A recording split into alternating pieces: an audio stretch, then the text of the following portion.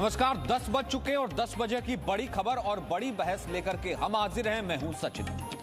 Corona संकट से निपटने के लिए बने पीएम केयर्स फंड पर अब से कुछ देर बाद सुप्रीम कोर्ट को अपना फैसला सुनाना है, लेकिन इस सुप्रीम कोर्ट से फैसले से पहले इस पर सियासत तेज हो गई है। वायनाड से कांग्रेस के सांसद राहुल गांधी ने इस फंड को बेईमानी का फंड बताया है। राहुल गांधी ने कहा है कि बेईमानी से इस फंड का प्रयोग किया गया। वहीं जेपी नड्डा ने आरोप लगाया है कि राहुल गांधी ने चीन से पैसे लिए, इसका हिसाब कौन बताएगा। तो कुल मिलाकर के इस मुद्दे से जुड़े सवाल हमारे साथ है कि कांग्रेस की केयर नहीं फंड की फिक्र है क्या? देश के भरोसे पर कांग्रेस को भ्रम क्यों है? वहीं चीन के पारिवारिक चंदे पर कब बोलेगी कांग्रेस? ये बड़े सवाल हैं। साथ ही साथ हम आपको ये बता दें कि दरअसल खबर क्या है, खबर उठी कैसे। खबर यह है कि पीएम केयर्स फंड के आरोपों पर बीजेपी अध्यक्ष जेपी नड्डा का जवाब आया है। बीजेपी अध्यक्ष जेपी नड्डा ने राहुल गांधी के ट्वीट का जवाब दिया। राहुल गांधी ने पीएम केयर्स फंड को बेईमानी का फंड बताया था। सोनिया राहुल गांधी के चीन के चंदे से राष्ट्रहित को चोट है, यह जेपी नड्डा का कहना है। पूरा देश पीएम केयर्स फंड के साथ है और राहुल फेक न्यूज फैला रहे हैं, यह बीजेपी अध्यक्ष ने कहा। और पीएम केयर्स फंड पर दायर याचिका पर सुप्रीम कोर्ट आज सुनवाई करेगा कि एनडीआरएफ में, याचिका में कहा गया है कि इसको एनडीआरएफ में ट्रांसफर कर दिया जाए। हमारे साथ आरवीएस मणि हैं, पूर्व अंडर सेक्रेटरी गृह मंत्रालय। हमारे साथ गोपाल कृष्ण अग्रवाल है, बीजेपी के प्रवक्ता। हमारे साथ सैयद अब्बास है, राजनीतिक विश्लेषक। सबसे पहले गोपाल कृष्ण अग्रवाल, सीधे तौर पर राहुल गांधी कह रहे हैं कि यह बेईमानी का फंड है। अब मुझे नहीं मालूम कि उनके पास क्या सबूत हैं क्या नहीं है। पहले दिन से पीएम केयर्स फंड पर वो निशाना साध रहे हैं। हालांकि जेपी नड्डा ने उनको जवाब दिया है कि वो इनकॉम्पिटेंट है, जवाब उनको देना चाहिए जो कि चीन से फंड आया है। लेकिन क्या लगता है आपको, क्या मंशा?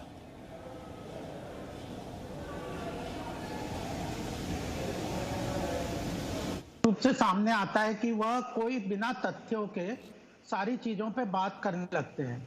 अगर उनको पहले भी कई बार उन्होंने इस पे प्रश्न उठाने की कोशिश की और पूरी तरह से स्पष्ट रूप से सब जगह से उन्हें जवाब मिल चुका है कि पीएम केयर्स फंड एक पर्टिकुलर उद्देश्य से किया गया है। कोरोना की त्रासदी में सडनली इतने सारी व्यवस्थाएं करनी थी, उसके लिए यह किया गया था। और यह जो इसमें इसके कारण फायदा भी हुआ, कितने सारे वेंटिलेटर, लगभग 50,000 वेंटिलेटर्स का इसमें इसके पीएम केयर फंड्स के थ्रू अरेंजमेंट होने की बात है।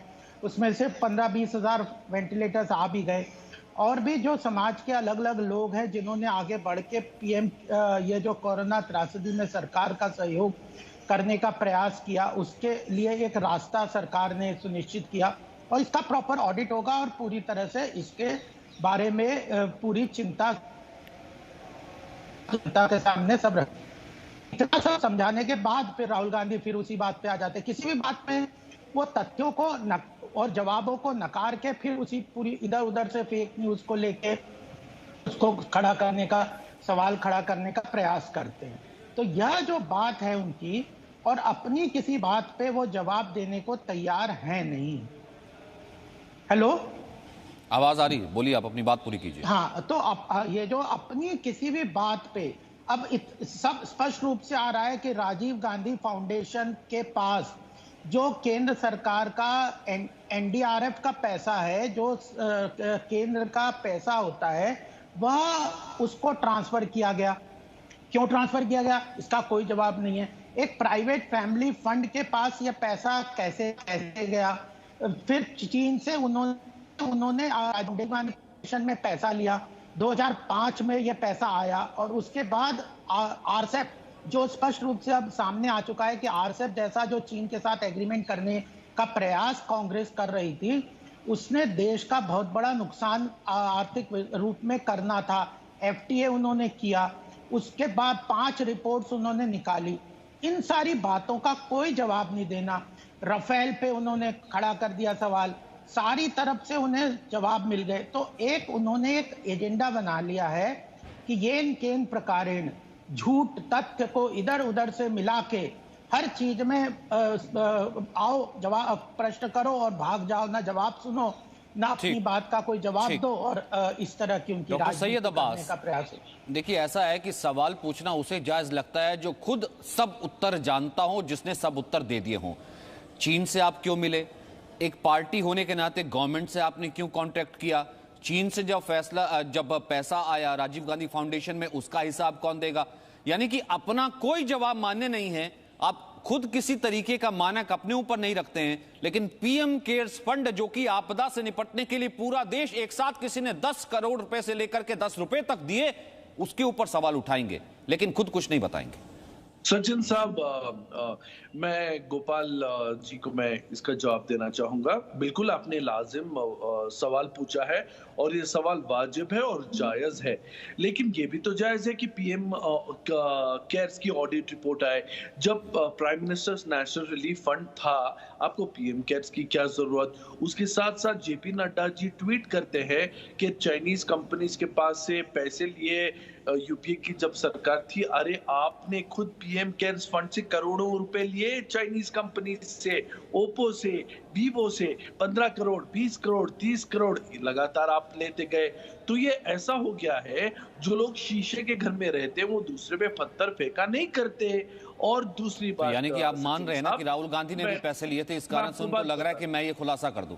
आप ये मान रहे हैं, इसका मतलब राहुल गांधी ने, सोनिया गांधी ने या कांग्रेस पार्टी ने पैसे लिए थे चाइना से सचिन साहब? और राजीव गांधी फाउंडेशन के नाम पे जो डील, मतलब आप ये कह रहे हैं जो शीशे के घर में रहते हैं दूसरों पर पत्थर नहीं फेंकने, इसका मतलब ये हुआ ना, इसका मतलब क्या ये मान रहे हैं कि क्योंकि राहुल गांधी, सोनिया गांधी या फिर कांग्रेस ने सो कॉल्ड एक प्राइवेट एंटिटी के तौर पर पैसे लिए थे, इस कारण से राहुल गांधी को ये टीस है कि मैं इसका खुलासा कर दूंगा? ऐसा कुछ यहां पर भी हो सकता है, ये है ना सचिन साहब? हाँ, बस मैं बात पूरी कर रहा हूँ। उसके साथ साथ मैं और मेरे साथ कई करोड़ भारतीय ये भी जानना चाहते हैं, जो कांग्रेस पे प्रकाश डालते हैं भाजपा वाले, कि क्या डील हुई थी, क्या डील हुई थी, फोटो वगैरह। मेरे पास भी राम माधव जी के फोटोज हैं कम्युनिस्ट पार्टी ऑफ चाइना के साथ मिलते हुए, झुलते हुए। ये क्या डील हुई थी कम्युनिस्ट पार्टी चाइना और बीजेपी के बीच में? और उसके साथ कब आएगी पीएम केयर्स ऑडिट रिपोर्ट? और आप भी क्यों लेते हो चाइनीज से पैसा? अगर इसका मुझे जवाब मिल सके तो मैं बहुत खुश हो जाऊंगा, प्रसन्न हो जाऊंगा भाजपा से। आप एक तरीके से एंडोर्स कर रहे हैं कि राहुल गांधी ने, नेशनल टेलीविजन पर आप आज ये मान रहे हैं कि राहुल गांधी, सोनिया गांधी ने राजीव गांधी फाउंडेशन में पैसे लिए, ना केवल पैसे लिए, टीस उनकी यही है कि यहां पर भी कहीं ऐसा ना हो, इस कारण से मैं इसका खुलासा करना चाहता हूं। लेकिन आरवीएस मनी, देखिए, जो पीएम केयर्स फंड, और ये किसी भी सरकार में एक राइट होता है कि आप किसी भी आपदा से निपटने के लिए एक अलग से फंड जो है आपदा प्रबंधन का एक फंड बना सकते हैं, लेकिन एनडीआरएफ या इससे पहले मैं बात करूं कि पीएम रिलीफ फंड, उसमें तो एक विपक्ष का नेता भी साथ रहा है ना। क्या टीस ये तो नहीं है क्योंकि सोनिया गांधी भी एक ट्रस्टी या एक मेंबर रही हैं, उनका ये राइट छिन गया? क्या है क्या टीस? देखिए, जो आपका जो प्राइम मिनिस्टर, उसमें सोनिया गांधी का, बट पीएम केयर्स का जो परिकल्पना की गई थी, उसमें क्योंकि कोविड की जो कुछ चुनौतियां ऐसी अनफोर्सिन, हमें पता ही नहीं था, ऐसे चुनौतियां आ गई थी और इसके लिए बहुत ज्यादा रिसोर्सेस, संपत्तियों की जरूरत थी, और इस संपत्तियों को तैयार करने के लिए ये पीएम केयर्स एक्सक्लूसिव फंड बनाया गया है। एनडीआरएफ के पास, एनडीएमए के पास जितने फंड एनडीआरएफ का आता है, एनडीएमए के पास आता है, वो थ्रू दी बजटरी सपोर्ट आता है, और वो टैक्सेशन और अन्य तरीके से पार्लियामेंट के अनुमोदन के साथ आता है। परंतु ये पूरा 100% वॉलंटरी कंट्रीब्यूशन, ये एक तरीके का नागरिकों का पार्टिसिपेशन है कि हमें इस चुनौतियों से लड़ने के लिए हमारा योगदान, नागरिकों का योगदान है, उसको एकीकृत करके पीएम केयर्स फंड कह के एक बनाया गया है। इसका जो भी होगा, अभी आज बजट होता तो आज ऑडिट नहीं होता, अभी इसकी परिकल्पना स्थापना हुई है, आने वाले काल में इसका ऑडिट भी 100% होगा, इसका कोई भी वजह नहीं। और दूसरी बात, उसमें कौन कंट्रीब्यूट करता है, योगदान कौन देता है, ओप्पो देता है या वीवो देता है, उसका कोई उसके ऊपर वो नहीं होता, क्योंकि उसके बदले में वो कुछ नहीं लेते। परंतु जो communist party, international licence department, जो कम्युनिस्ट पार्टी के साथ जो समझौता हुआ है, MOU हुआ है, कल ही मैंने इस पर एक टिप्पणी भी लिखी है, कोई भी फॉरेन कंट्री का कोई भी इवन जो FIPB जो एंटरप्राइज होते हैं, छोटे छोटे जो एंटरप्राइज होते हैं, वो भी जब फॉरेन कोलैबोरेशन करके इंडिया में आते हैं, उनका भी क्लियरेंस MHA से होती है, IB और R&AW और अन्य गोपनीय संस्थाओं से उनकी वेटिंग करके उसके बाद ही उनको अनुमोदन दिया जाता है। दिक्कत क्या है? परंतु इस संदर्भ में जो आईसीसी, आप तो वित्त मंत्रालय, आप तो वित्त मंत्रालय के बता रहा हूं मैं इसलिए आखिर दिक्कत क्या है कांग्रेस की? बताता हूं सचिन साहब, कांग्रेस की दिक्कत ये है, कांग्रेस की दिक्कत क्या है ये नहीं पता, परंतु मैं सीसीपी के ऊपर एक चीज बहुत जरूरी टिप्पणी करना चाहता हूं। देखिए एक बात सुनिए, सीसीपी से इन्होंने एग्रीमेंट किया, तुरंत उठा के देखिए एनएसी के रिकमेंडेशन में चाइनीज गुड्स जितने अंदर आ रहे थे उन पे ड्यूटी बढ़ा के उनको इतना ज्यादा बेनिफिट दिया गया, और आज यह है कि हमारी लघु उद्योग खत्म हो चुकी थी। इसी तरीके से कई समझौताएं हुई है और इसके ऊपर कोई भी आज तक किसी ने टिप्पणी नहीं की। एक बात तो यह है, और सीसीपी का कोई भी जो इन्होंने समझौता किया कांग्रेस पार्टी के साथ, उसको आईबी वेटिंग या सिक्योरिटी वेटिंग होने की बहुत बड़ा अनिवार्य होती है। ये एक सरकारी प्रतिक्रिया है, इसमें कोई ये प्रतिक्रिया है, इसमें कोई भी एग्जम्प्टेड नहीं है, किसी को भी वो नहीं दी जाती, परंतु इसमें ये चीज हुई नहीं है, क्योंकि अगर हुई होती तो कई लोगों को संज्ञान आती है। इसका मैं प्रमाण देता हूं कि पार्लियामेंट में जितने भी जॉइंट वर्किंग ग्रुप्स के बारे में, जितने भी एक्स्ट्राडिशन ट्रीटी और इंटरनेशनल कोऑपरेशन में कोई भी जवाब दिया गया है, तो पार्टी टू पार्टी ऐसा एमओयू कह के किसी भी जवाब में आपको नहीं मिलेगा, क्योंकि ये सरकार के ज्ञान में ऑन रिकॉर्ड थी नहीं। ये तो बाई चांस अभी 2018-19 में किसे कैसे बाहर आई, इसके ऊपर बहुत बड़ा प्रश्न चिन्ह है। तो बात है ना, ये भी एक देश के न केवल समझौता, गवर्नमेंट एसओपी सुना था, सुरक्षा के बाद समझौता, गवर्नमेंट एसओपी सुना था, जिसको सुप्रीम कोर्ट ने भी कहा पार्टी टू गवर्नमेंट किस तरीके का एमओयू हो गया। और क्या गोपाल कृष्ण अग्रवाल क्या उसी एमओयू में कहीं लिखा तो नहीं था? क्योंकि वो तो मसौदा कांग्रेस ने सामने रखा नहीं, वो तो सवाल किसी आरटीआई में आते नहीं, वो तो बात आई नहीं कि लोगों को बता देते कि देखिए पार्टी ने क्या समझौता किया था। कहीं ऐसा तो नहीं है कि उसी समझौते में ही कहीं लिखा हो कि भैया भारत जैसे आत्मनिर्भर बनेगा, भारत अगर किसी पेंडेमिक से निपटने की कोशिश करेगा, हम चीन को मजबूत करने के लिए भारत को कमजोर करना शुरू कर देंगे। देखिए, अगर राहुल गांधी का जब से ये चीन के साथ या कोरोना का क्राइसिस हुआ या चीन ने हमारी बॉर्डर पे इंट्रूजन करने का प्रयास किया, तब से उनके सारे स्टेटमेंट देख लें तो वह भारत के सरकार का विश्वास नहीं करते, ना आर्मी का विश्वास करते हैं। उन्हें चीन की लोगों के या चीन के अखबारों का या चीन के नेताओं के भाषण को बार बार उद्धृत करके उनके ऊपर विश्वास जताते हैं। तो यह अपने आप में स्पष्ट दर्शा रहा है कि कहीं ना कहीं उनकी मंशा पूरी तरह से गलत है। दूसरी बात, जब यह जो राजीव गांधी फाउंडेशन की बात है, उसने केवल एमओयू ही नहीं साइन किया, उस एमओयू के बाद आरसेप जैसे महत्वपूर्ण मुद्दे पर, जिसमें देश का इकोनॉमिक इंटरेस्ट पूरी तरह से इंटीग्रेटेड था कि साइन करें या ना साइन करें, और अब ना साइन करके पूरा देश ने उसको स्वागत किया है कि देश की अर्थव्यवस्था को, मैन्युफैक्चरिंग सेक्टर को उससे फायदा हुआ है कि हम आरसेप से बाहर आ गए। उसके ऊपर आरजीएफ की 5 रिपोर्ट पब्लिक डोमेन में है राजीव गांधी फाउंडेशन की, जिसमें उन्होंने कहा है कि भारत को आरसेप साइन करना चाहिए। इस बात का कहां जवाब है राहुल गांधी जी के पास कि यह रिपोर्ट किस आधार पे थी? क्या जो 90 लाख रुपया चीन की एम्बेसी ने राजीव गांधी फाउंडेशन को दिया था यह रिपोर्ट बनाने के लिए, उसका दबाव तो नहीं था जिसके कारण यह रिपोर्ट चाइना के फेवर में गई? क्यों? यह दोनों चीजें बहुत महत्वपूर्ण है। एक तो चाइना की एम्बेसी ने राजीव गांधी फाउंडेशन को पैसा दिया, दूसरा उन्होंने शी जिनपिंग के साथ एक पार्टी टू गवर्नमेंट एक समझौता किया जो पब्लिक डोमेन में एमओयू नहीं है, तीसरा उन्होंने ऐसी रिपोर्ट्स निकाली जिसका भारत के हित में कोई उसका योगदान नहीं था, वह चीन के हितों को साध रहा था। तो यह सारी चीजें बातें अपने आप में, एक तो उनका चीन का फेवर करता हुआ स्तर, बिल्कुल कर्ज चुका रहे, उसी पक्का है ये। दूसरा बात वो चीन के साथ है। दूसरी बात अलग आ गई, यह है एनडीआर जो सरकार का पैसा है वह कैसे किसी प्राइवेट फैमिली ट्रस्ट को ट्रांसफर कर सकते हैं? इसका क्या जवाब है? किस लिए किया?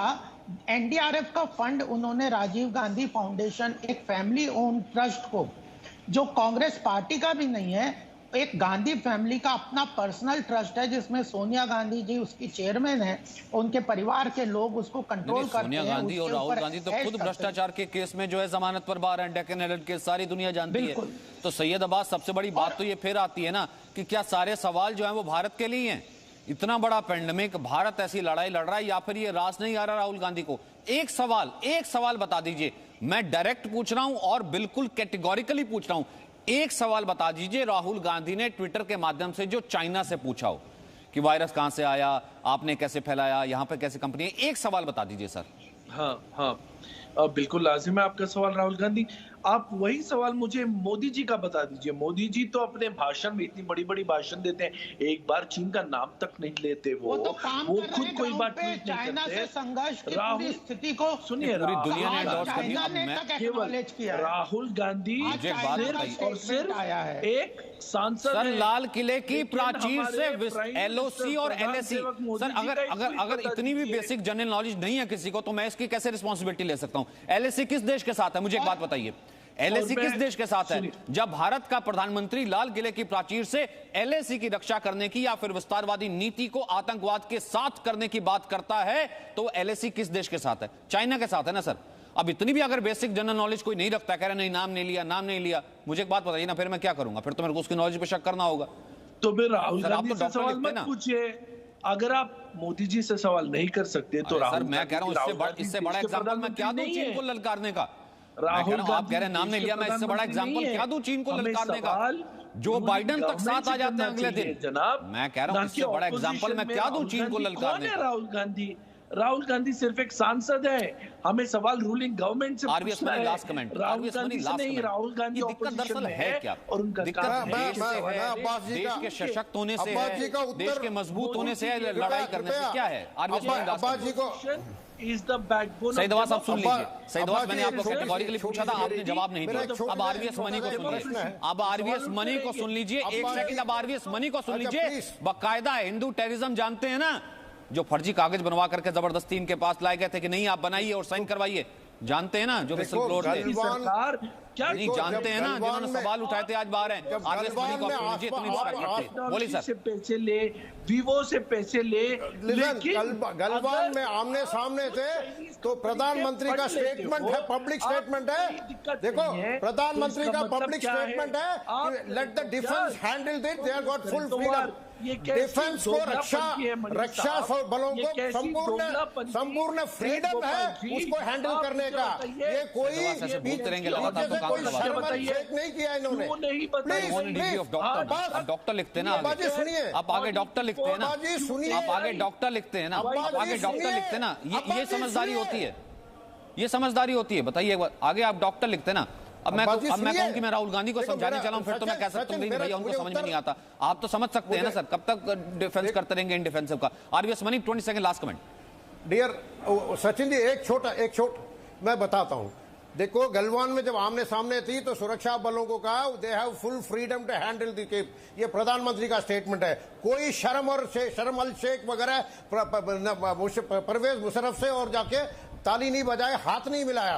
प्रधानमंत्री ने साफ कहा डिफेंस फोर्सेस का काम है, उनको पूरी ऑटोनॉमी है, पूरा फ्रीडम है, कैसे हैंडल कर रहे हैं। इससे बड़ा सवाल, इससे बड़ा मैसेज संदेश और कुछ नहीं है कि हम कोई भी हस्तक्षेप नहीं करेंगे। अगर डिफेंस चाहती है गोली मार के साफ करवाना करवा। इससे बड़ा सबसे बड़ी सवाल ये उठता है ना सर, जहां रोज 55 हजार 60 हजार के करीब केसेस आ रहे हों, कोरोना से लड़ाई भारत लड़ रहा हो, अभी भी जो रेट है जिसे कहते हैं कि ठीक होने का रेट जो है वो लगातार भले बढ़ रहा हो, लेकिन मौतें रोज हो रही हो, तो ऐसे में देश के साथ खड़े होने से पहले रोज एक कभी पीआईएल डालना, कभी सवाल उठाना, कभी बेईमानों की पार्टी कहना, कभी कहना कि ये फंड का इस्तेमाल ठीक से नहीं हो रहा है, ये मंशा साफ बताती कि आप देश के साथ खड़े हैं या फिर देश को नीचे गिराने के लिए खड़े हैं। इस वक्त तो आम नागरिक यही पहचानना चाहता है। बहुत बहुत शुक्रिया आप सभी का मेरे साथ बने रहने के लिए। एक छोटा सा ब्रेक, खबरें लगातार जारी हैं।